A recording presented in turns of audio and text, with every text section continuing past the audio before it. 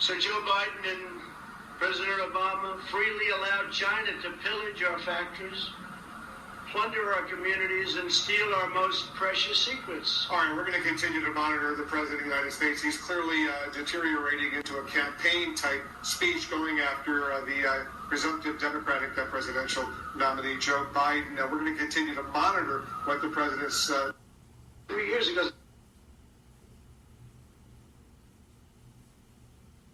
Exact. 3 of them. One of them was unsuspecting. But they got it right. They were very proud of it. But we had in 2016 something even more so. But is this a response to a question? We had 306 to, I guess, 223, which was a tremendous margin of difference. You remember they all said he cannot get to 270. I went to Maine a number of times where we just freed up lobster fishing and fishing. They took away 5,000 square miles from Maine. I just opened it up. Exact. 3 of them. That effect, and then deteriorated into what he really wanted to do was get up there and deliver a campaign speech from the Rose Garden, and talking about Joe Biden's foreign policy, talking about Joe Biden giving preferential treatment to China, talking about how Joe Biden and Barack Obama didn't accomplish anything during their term in office, and refusing yet again to discuss what is on the minds of the American people, which is, what is your plan to improve testing in this country so the states can get a handle on COVID? And rather than acknowledging that there is a problem, he talked about, as you mentioned, the possibility of therapeutics and vaccines, and the fact that the stock market, he says, is roaring back, and there's going to be a turnaround that's going to be faster than anybody had predicted. So what he wants to do is deliver good news about what a great job he's doing, talk about Joe Biden in a campaign statement, and refusing to acknowledge the elephant in the room, which is that there are many states in this country which are considering pulling back from reopening, who are about to have shortages in hospitals of PPE, and doctors who are worried about how they are going to handle this increase in COVID in their states. Welcome to the Politicrat. I'm Omar Moore. It is Wednesday, July the 15th, 2020. That montage of clips from yesterday, all from CNN. First clips you heard were from Donald Trump in the Rose Garden, rambling, incoherent, disjointed, a malignant narcissist, lying, as he always does. CNN, and frankly MSNBC as well, cut away from that campaign rally that he was having on the White House grounds, no less. A despicable act. Campaigning from the seat of government. Something that no one in that position in the White House has done before. Then the other clip you heard, that last clip. Well, before I even get to that, you heard that second clip while you heard Donald Trump rambling. Wolf Blitzer was caught on a hot mic saying something to the effect of, if I remember correctly, is he answering a question? Is that an answer to a question?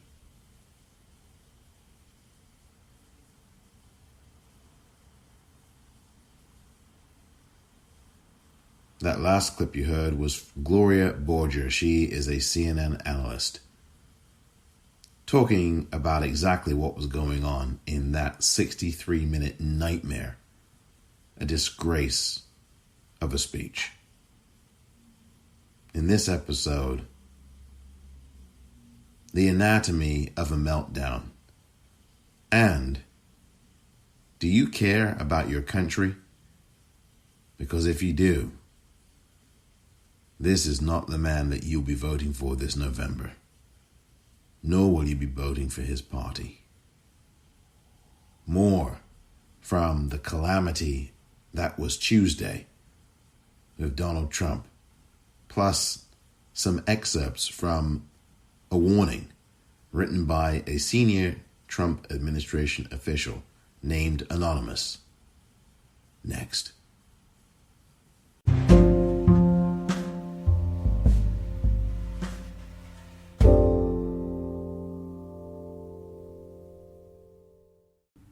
Welcome back. Do you care about the United States of America? If you live in the United States of America, do you care about this country? I care about this country. And I care about the direction that it is heading in. Donald Trump has polluted this country's heart. It was certainly in danger before he ever walked into the White House, and it has been for many hundreds of years.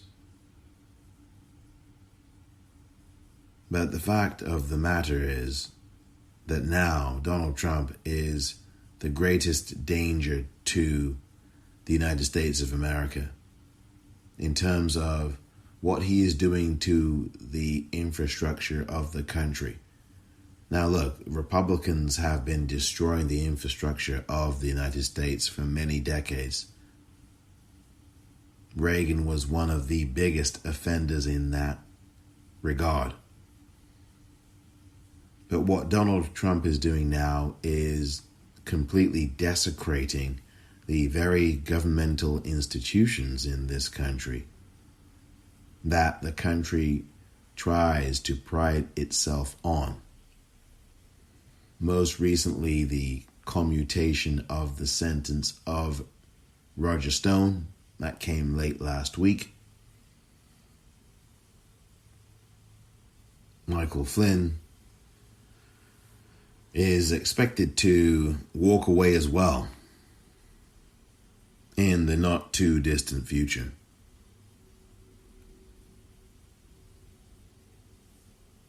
It is, by any estimation, quite dangerous what we are experiencing right now.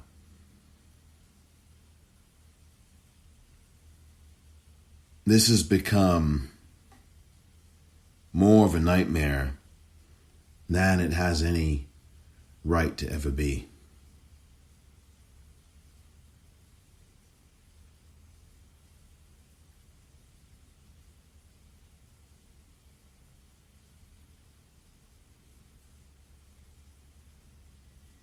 When you have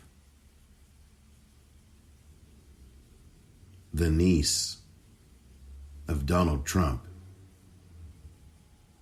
who had a book released on Tuesday here in the United States about her own uncle. And when you have a niece writing the things that Mary Trump wrote about her uncle, the kinds of things that when you read them,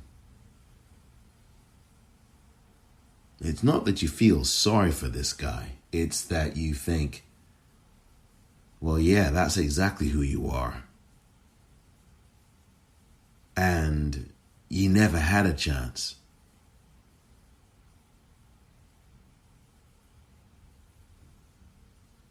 That explains everything.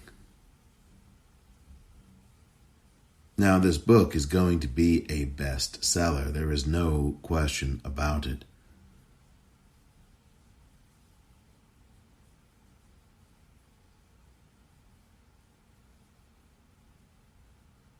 Donald Trump's brother, Robert, had moved heaven and earth to try to get the book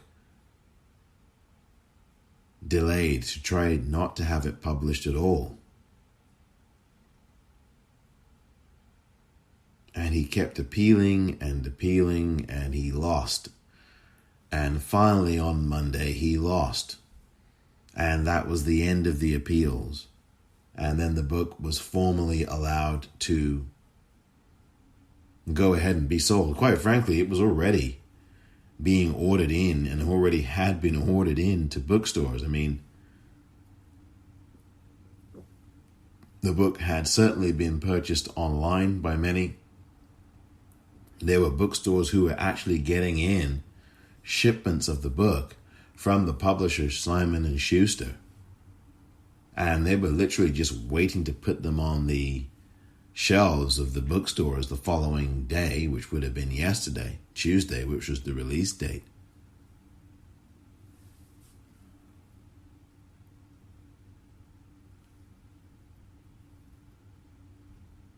So there was no way. I mean, the book had already been in the public domain.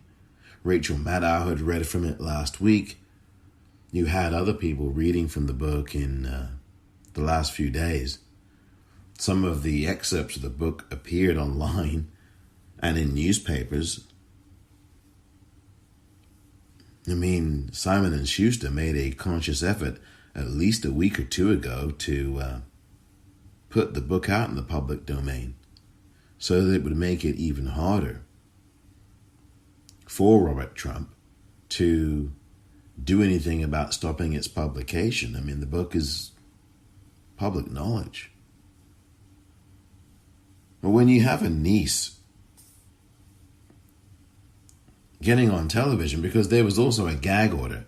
The gag order had been instituted, and that's where the final battle was also lost, by the way, by Robert Trump. He was trying to get Mary Trump not to be able to speak about her book.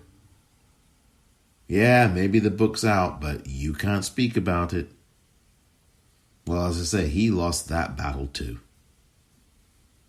So when the decision came down on Monday of this week, Mary Trump was set free, and she was able to then get booked on any number of television shows and radio shows to talk about her book. Until then, however, she had to rely on surrogates and friends of hers to speak for her. Well, Mary Trump spoke to ABC News, and more excerpted lengths, or I should say more lengthy excerpts of what she had to say to George Stephanopoulos will be appearing and have appeared by the time you probably listen to this episode. I am going to play a very short clip, and it's going to have a bit of music accompanying it because it's actually from CNN, who played it on their outro to go to commercial break from the Erin Burnett Out Front show, which was telecast on Tuesday here in the United States. Listen to this excerpt from the ABC News interview. This is Mary Trump talking about her uncle, Donald Trump. He's utterly incapable of leading this country. And it's dangerous to allow him to do so. Utterly incapable of leading this country.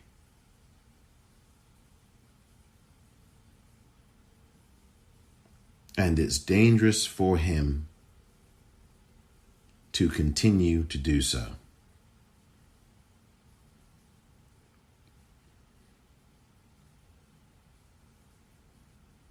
I think that when your niece says that about you, That's a pretty telling statement. It's not that you didn't know that about Donald Trump. It's not that you didn't know that he was utterly incapable of running the country. You knew this before. Some of you certainly did know this before 2016. And for those of you out there listening who actually made that calculation to vote for him, you knew that he had bankrupted, or at least under his watch, 6 of his own companies had been bankrupted. You knew he was a fraud. You knew he was a racist. You knew he was a misogynist. You knew that he had assaulted women, grabbed them, raped them. At least 3 credible cases of rape alleged by the survivors, including his wife being one of those survivors, his previous wife, Ivana, who apparently had later on denied that she made the allegations. Well, that's very questionable based upon an interview that was contained in New York Magazine.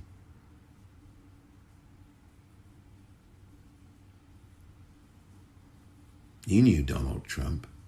We all knew who he was. So it's not necessarily that there's anything new about what Mary Trump has to say. It's just that it's more compelling coming from someone within his own family circle.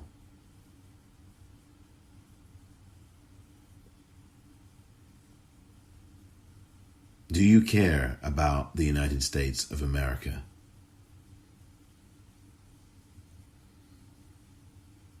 Because if you saw what transpired in that rose garden yesterday, and if you are someone who is eligible, who can vote on November the 3rd or before with early voting, and you saw what happened in that rose garden yesterday,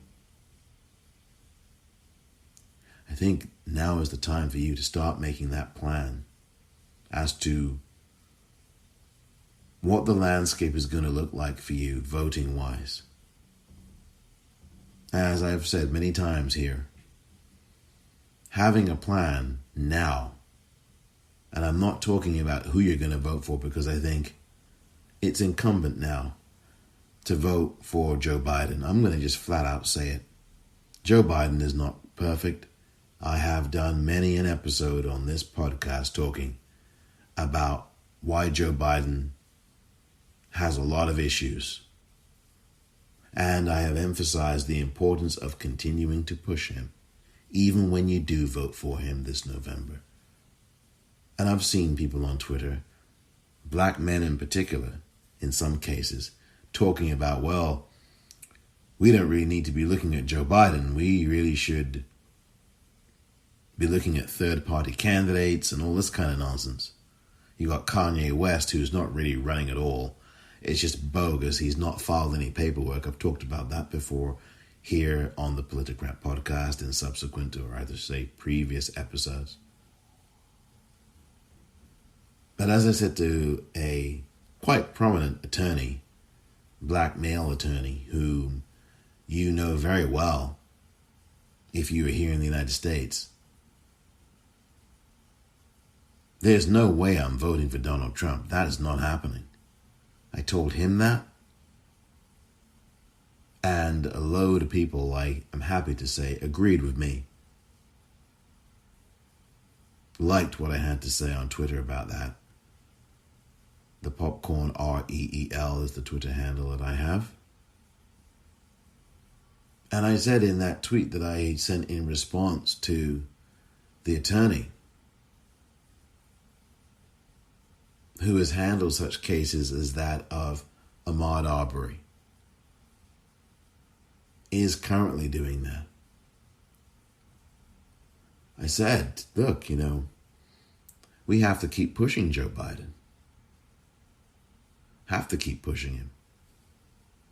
And not just push him only now in the run-up to the election, but also push him once he's in office, because I think Joe Biden is going to win this election. Now, there's no question in my mind, none whatsoever, that Republicans, Donald Trump, and other countries are going to be cheating like hell to try to get Donald Trump into the White House again illegally. Which is why we have to have a turnout that is absolutely overwhelming, so that it dwarfs any kind of voter stealing attempt by the Republicans, because they have undergone already a massive steal of votes. Something like nearly 17 million, according to Greg Palast, who I've had on this podcast previously. In fact, his book, How Trump Stole 2020, was released yesterday here in the US. I will be reviewing that book later on this week. And I also will be, exploring the possibility of a giveaway of that book to one of you who is listening to this wonderful, put it like this. You have an opportunity to receive a copy of Greg Palast's book entitled How Trump Stole 2020. So when you hear about these polls on television that show Joe Biden up by 6 in Florida, and he's just about tied with him in Arizona, and he's leading in Texas by 1 or 2, and he's up by 10 here, and he's up by 8 there, pay no attention to those polls. Pay no attention to any polls at all. You are the poll. And we've learned the lesson, I hope, of 2016 of believing polls that show Hillary Clinton way out in front. I hope that we've learned that lesson at this point. That lesson must be learned. What the media is not talking about is the Republicans stealing millions of votes already from Americans. Right now, already.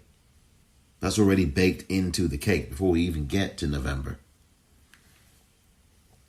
And if you haven't learned anything from the primaries earlier this year, if you haven't noticed that there were long lines in Atlanta, in Milwaukee, in Louisville, Kentucky, in South Carolina, in Los Angeles, if you haven't noticed that this year, during the primaries, the Republicans have been closing many precincts and closing many areas without telling voters that their precinct was closed.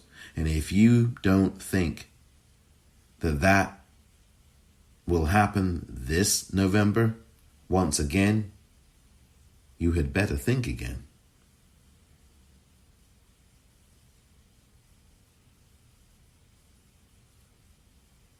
All of that is to say, don't believe the hype when it comes to polling. The media is not talking about the Republican Party stealing votes in the millions. They're not talking about that at all. They may emphasize the Russians trying to help steal the election, but they're not talking about the real stealing that's going on with the Republican Party stealing these votes in their state legislatures, in the Secretary of State's offices. They're not talking about that kind of stuff. But they should be.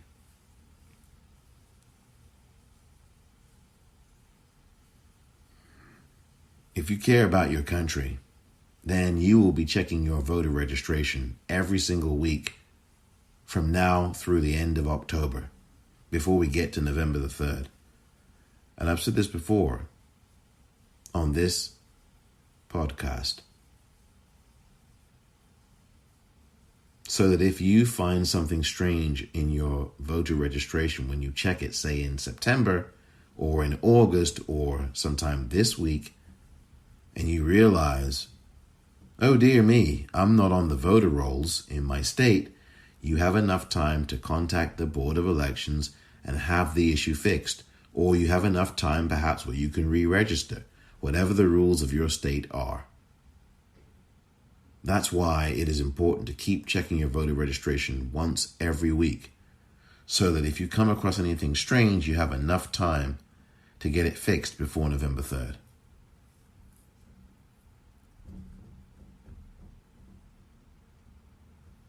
If you do care about the United States of America, then you will vote. Not for some third party. I get it, you want to participate and vote, but not for some third party that's not going to win anything. A third party that's going to ensure another term of Donald Trump. You don't want another term of Donald Trump. There's no way you do. You will have even more swastikas flying around here. You'll have nooses, you'll have more Confederate battle flags. That'll be just the tip of the iceberg. You will have much more killing and violence in this country, particularly against black people and other people of color. This will turn into Nazi Germany. Some people I know already say that it is. I've often said that it is. That's what it feels like. As a black person in this country, it does feel like that. I don't know. I know Jewish people. I have someone I know who is Jewish, and I am told all the time by that individual that this is Nazi Germany, or as I've called it, Nazi America.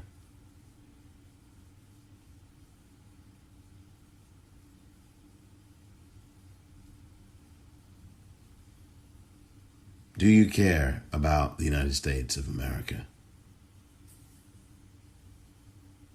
Register to vote. I dare say that you should start there and then check your voter registration and have a plan now for November.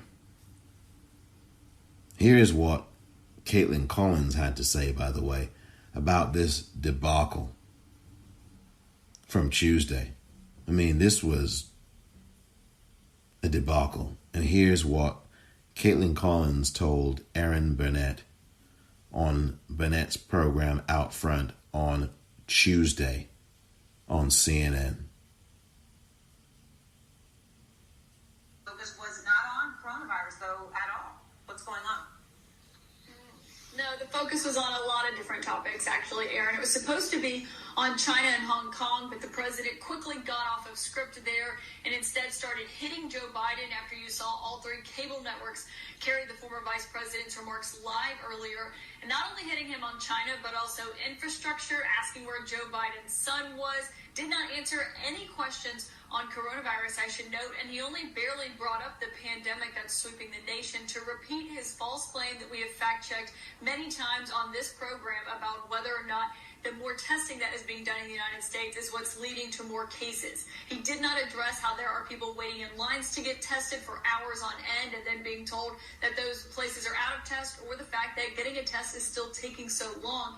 And he only briefly mentioned Dr. Anthony Falchi, as we are seeing the fallout from that continue, because we're now hearing from people even inside the White House who are questioning just how wise it was for the press shop to anonymously circulate that memo hitting Dr. Falchi, questioning his judgment, because really the question is not just whether or not the president is dealing with the pandemic, but also what he's doing politically, because he's just a little over 100 days from the election, Aaron, and this is what exactly some of the worst fears that we have been hearing from the president's allies, which is that this is a directionless White House, and the president is not really campaigning on anything, and now is instead picking arguments with a 79-year-old scientist inside his own administration. And so you heard Fauci there. We're not expecting him to leave the task force or anything like that. The White House is actually trying to recalibrate that criticism of Fauci from yesterday, but it is raising a lot of questions among the president's own allies about what exactly it is that he's trying to achieve here. All right, Caitlin, thank you very much. What exactly is Donald Trump trying to achieve here?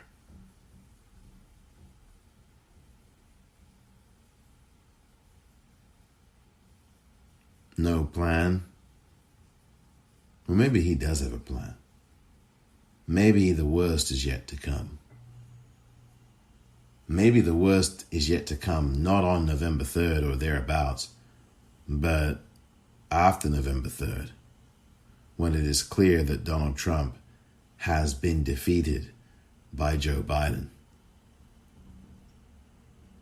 Maybe that period from November 4th through January the 20th, 2021, that period might be where the trouble really starts in this country.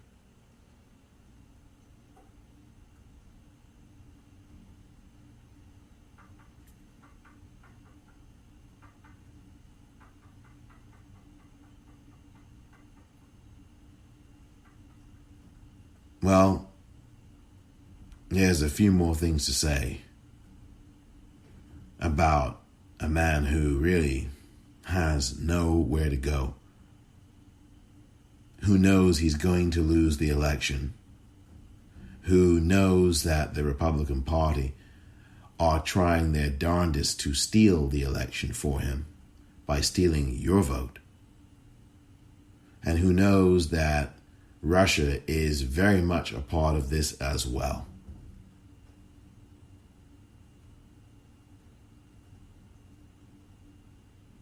More to consider right after this.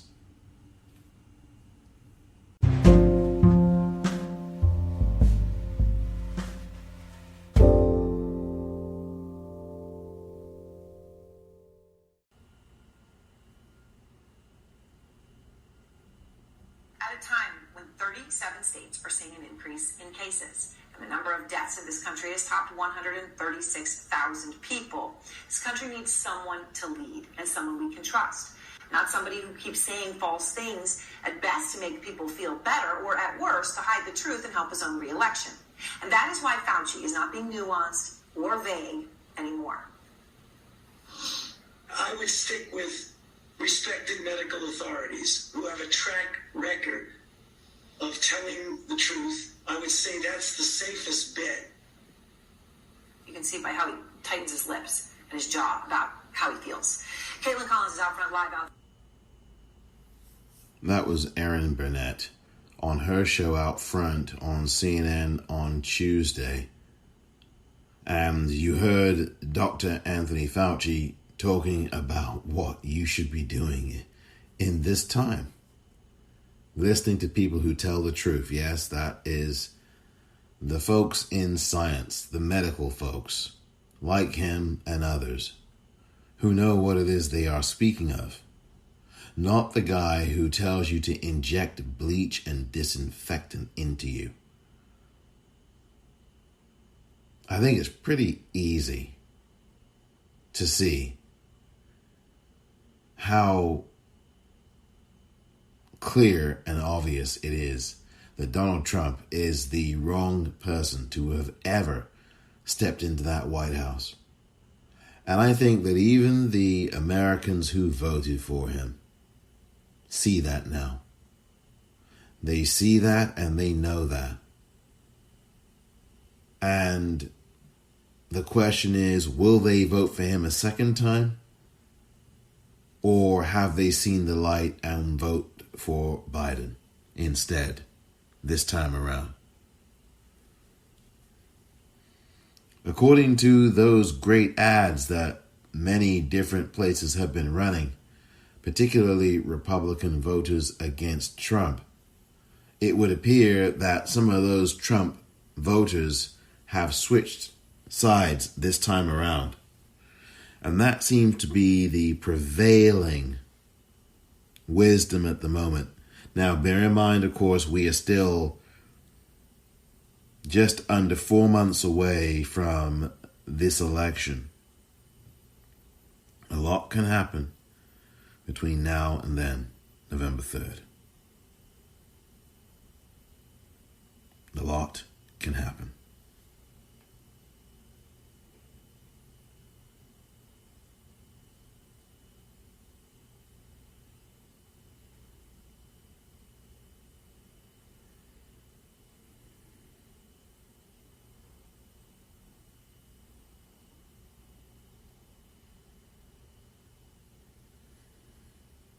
before I do a little bit of reading here, you've got to hear this. This is the this is the this is the line of the day from Tuesday. And it comes from CNN reporter Jim Acosta. And he is it's just incredible. And it's funny what he said, but it's so true what he said. And I don't think anybody in the world could have said it as well as he. Here's what he said to Anderson Cooper on Tuesday. Listen to this, and it's about a minute long. You will hear Anderson talk first, and then you will hear this. Oh my gosh, I think this is pretty darn funny and scary at the same time. Listen to this. I mean, Jim, I think I know the answer to this, but I mean, it seems like there's just no one around the president. I mean, Mark Meadows, the chief of staff, was new. He came in. I guess some people thought maybe there'd be some sort of a change. Seems like his job is really like routing out leakers right now, which seems to be kind of rearranging the deck chairs on the Titanic. Is there anyone around the president who, shakes their head when they hear him rambling in the Rose Garden like this? No, Anderson, we are down to Kool-Aid drinkers and next of kin here at the Trump White House. There are no more adults who will level with the president and tell him he can't deliver a rally-like rant in the Rose Garden as he did earlier this evening. The reason why that event that took place in the Rose Garden was so much like a rally is because of the way he just went into the lies, the myths, and the truth stretching that he does out on the campaign trail.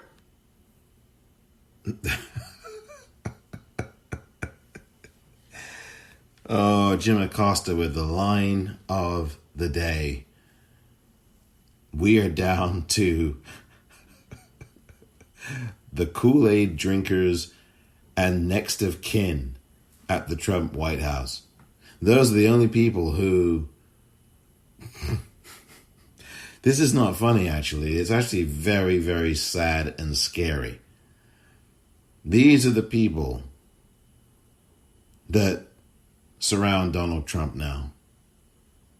There are no more adults around Donald Trump.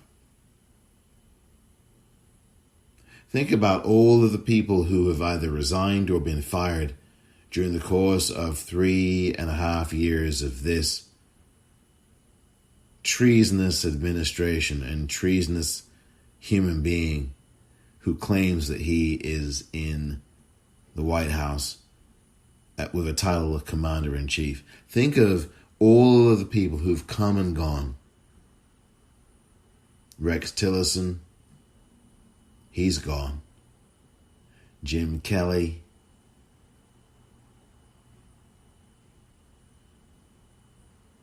John Kelly, rather, he's gone. James Mattis, he's gone. Omarosa Manigault, she's gone. Sean Spicer, he's gone.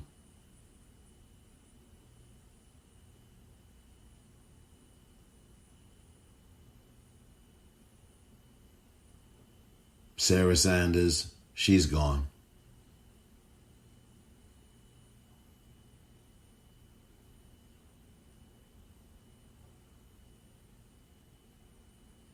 Steve Bannon, he's gone. Anthony Scaramucci, he's gone.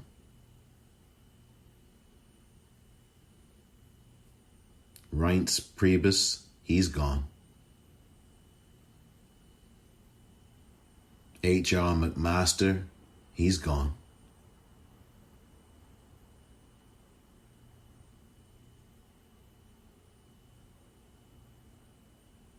Nikki Haley, she's gone.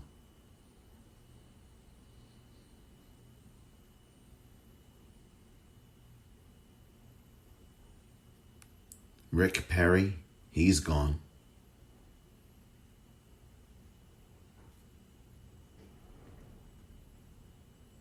I could go on and on for another week.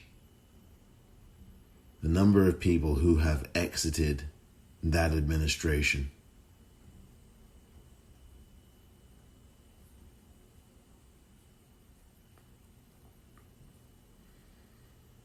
I didn't even mention James Comey.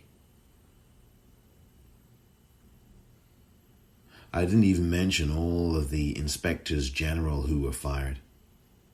I didn't even mention the Attorney General, the acting Attorney General, Sally Yates, who was fired. I didn't even mention the U.S. attorneys who have been fired. I didn't even mention Matt Whitaker. Remember him? He was Attorney General for about 5 minutes. He was fired. Let go, resigned, whatever. I didn't even mention Jeff Sessions. He gone. And he lost, by the way, last night in his bid to get his Senate seat back in Alabama.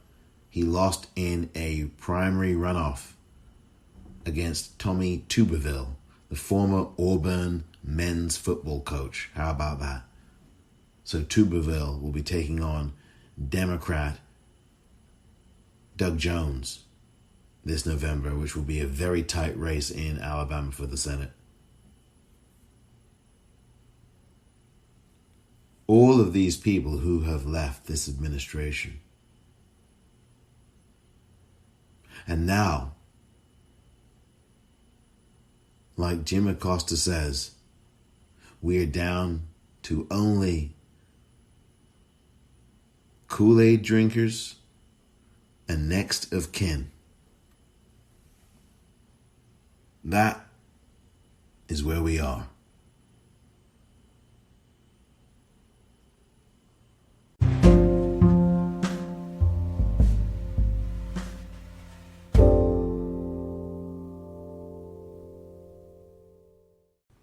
Welcome back.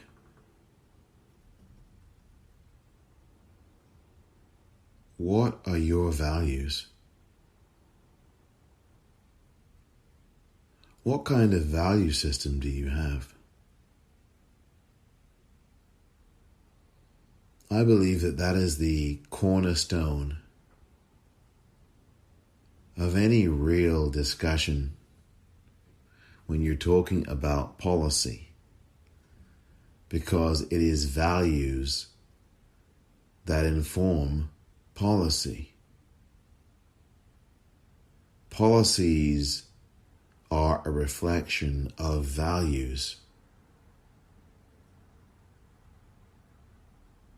So policies are derived from values. First, you have to ask yourself, what are your values? Do you value health care? Do you think that people should have Medicare for all? Do you think that people have a right to free health care in this country? Is your value system predicated upon making sure that the health and safety and the general welfare of the populace is being taken care of, and those needs to promote a healthy public are being met? Well, if you do care about that, then you are someone who most likely backs Medicare for all. You value having a healthy citizenry, a healthy society. And if you value that, then you're going to want to have a policy that reflects your values, which therefore means that Medicare for all would best reflect that value of taking care of all of the people in the society, because there are some who will not be able to afford the nauseatingly expensive health care that the United States of America has to offer you. That's an example of your values informing policy. That's an example of a policy reflecting your values.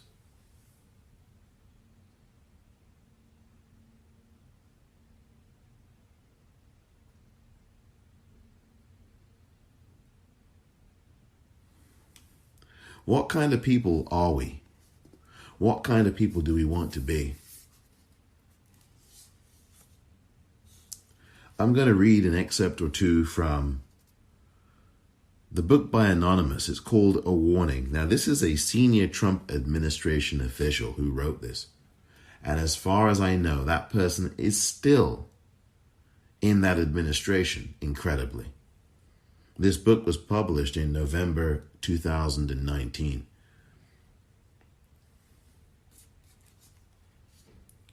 Inside the inside flap of the book, the flap on the left-hand side of the inside of the book, inside the cover, this book, it reads, is a sobering assessment of the man in the Oval Office and a warning about something even more important, who we are as a people. So that's where I pause and ask, who are we as a people in the United States? Who are we?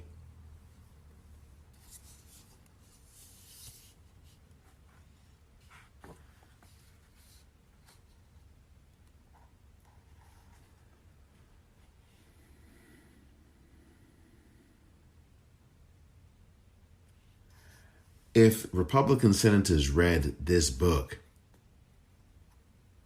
then they obviously did not take heed of it, because in February of this year, 52 out of 53 of them voted to acquit Donald Trump on abuse of power. And all 53 of them voted to acquit him on obstruction of justice. Donald Trump was able to live another day as the commander-in-chief of this country.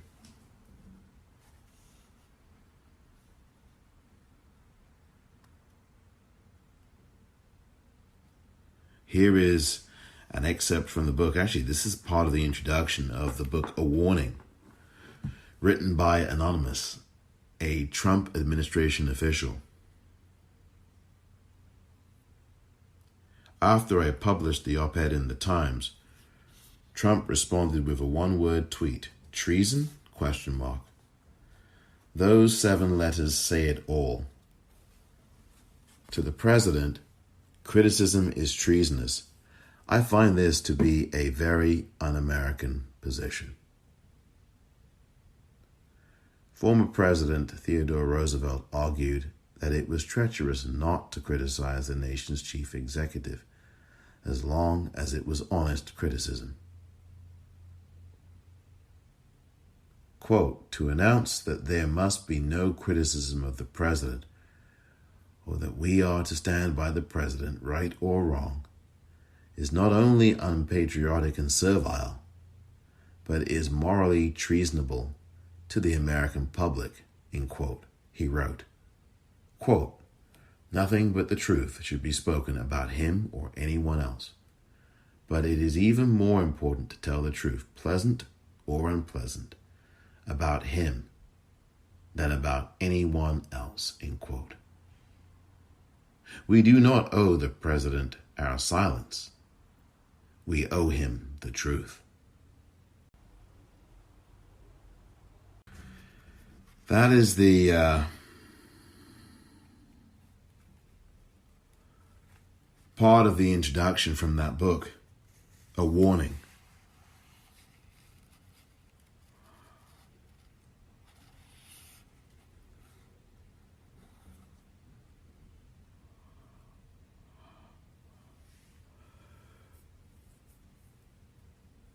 I'm going to read just a few more things here.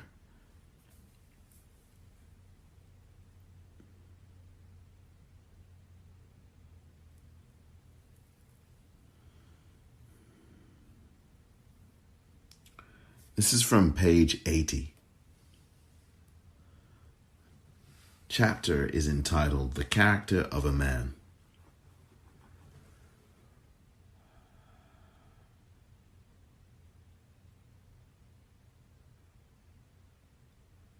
And of course, he famously described to NBC's Billy Bush his efforts to win over a married woman and how he approached seduction in general. Quote, "I don't even wait," he said. Quote, "And when you're a star, they let you do it. You can do anything. Grab them by the pussy. You can do anything." End quote. As president, the inappropriate comments about women haven't abated. I've sat and listened in uncomfortable silence as he talks about a woman's appearance or performance. He comments on makeup. He makes jokes about weight. He critiques clothing. He questions the toughness of women in and around his orbit. He uses words like sweetie and honey to address accomplished professionals. This is precisely the way a boss shouldn't act in the work environment. Trump's commentary on specific women in his administration sometimes will happen right in front of them. After one such instance, an official came to me, exasperated, to commiserate. Quote, "He is a total misogynist," she complained. Quote, "This is not a healthy workplace." End quote.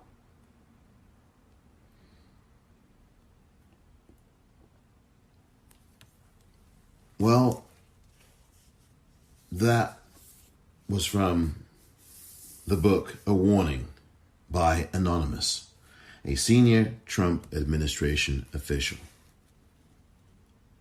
And let me just say this.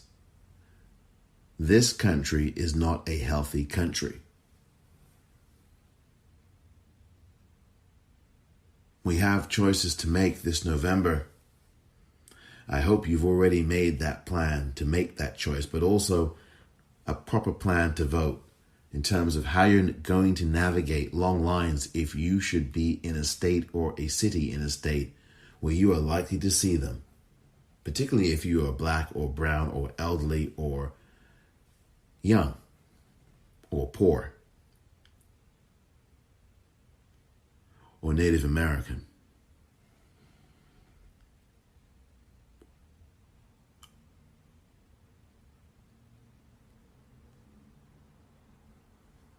Donald Trump is an absolute train wreck.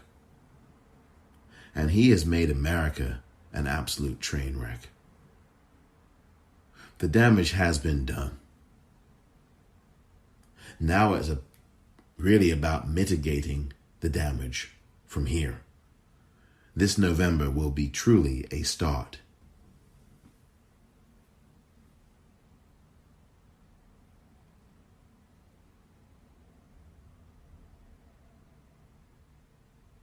Thank you very much for listening to this edition of The Politicrat. I'm Omar Moore.